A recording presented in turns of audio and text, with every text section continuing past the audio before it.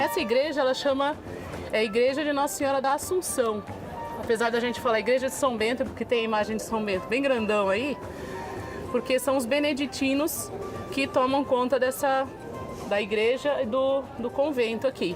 É um trajeto para a gente conhecer pontos muito importantes da cidade de São Paulo, né?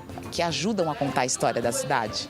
Isso, nós elegemos alguns pontos aqui do Triângulo Histórico, porque é o pedacinho da cidade onde foi fundada e é um sentimento de pertencimento. A gente acredita, né, que valorizando a nossa história, contando um pouco desse pedacinho da cidade, a gente está trazendo as pessoas para entender melhor São Paulo. As crianças tiram férias em julho e nem sempre a gente pode viajar, então a gente fica procurando alguma programação, algo para fazer. Acharam o passeio certo. Neste trajeto especial de férias, feito a pé em mais ou menos 2 horas, tem espaço para aprender e para brincar. Aqui foi assim.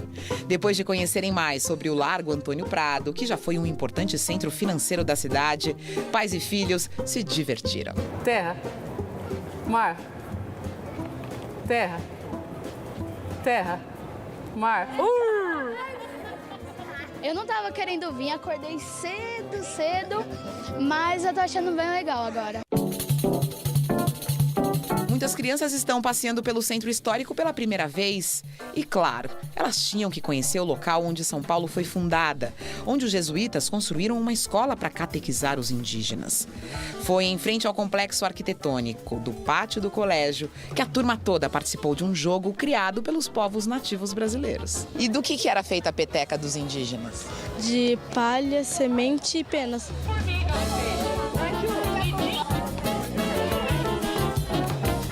E aqui a gente tem... Quem que tá aqui, gente? Quem conhece esse povo aqui?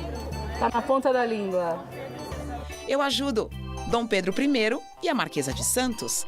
Domitila de Castro Canto e Melo foi amante do imperador por 7 anos, mas passou a viver aqui depois de se casar com uma espécie de governador da província na época. O solar da Marquesa, hoje um museu e centro cultural, sempre foi palco de festas animadíssimas e concorridas. O passeio que une passado e presente de São Paulo continua.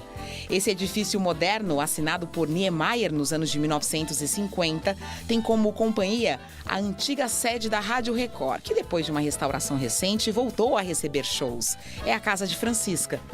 Na próxima parada, mais transformações.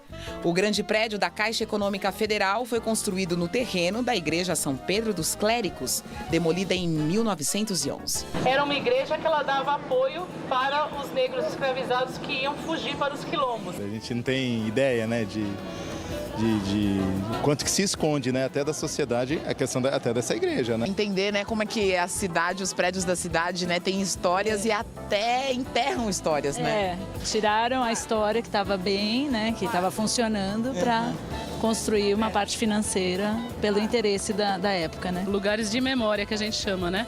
Ficou só a memória, a edificação, a parte física, ela se foi, mas ou ficou só um pedacinho, né? Mas a gente tem a memória do lugar, para essas histórias continuarem vivas, né? Fazerem parte da história de São Paulo como elas fizeram.